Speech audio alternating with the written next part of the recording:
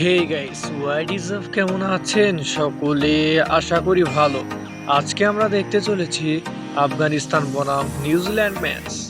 প্রথম ইনিংসে আফগানিস্তান ব্যাট করে দুর্দান্ত শুরু করে Afghan opener. Oh my God, অসাধারণ একটা live by lucky man Gurbaz. 2024 বিশ্বকাপে দ্বিতীয় 50 তুলে নিল গুরবাজ। গুরবাজের ডাউন দ্য গ্রাউন্ডে শটগুলো সেই দেখার মতো। ইনিংসের দশম ওভারে 3টা ছক্কা হাঁকায় আফগান ওপেনার। ওয়াও, তুফানি মোমেন্ট।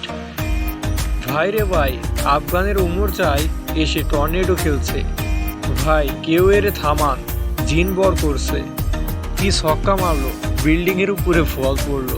গুরবাজকে পারফেক্ট ইয়র্কারে প্যাভিলিয়নে ফেরায় বোল্ট।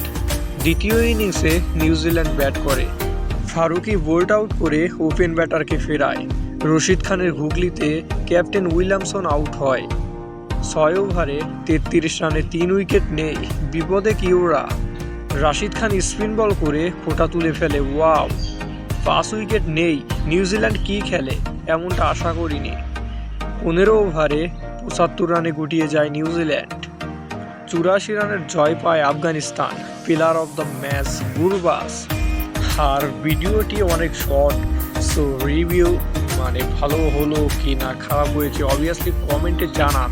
আর আজ এখানেই বিদায় নিচ্ছি বরাবরের মতো, আমি ওমর ফারুক। সবাই ভালো থাকবেন, সুস্থ থাকবেন। আল্লাহ হাফেজ।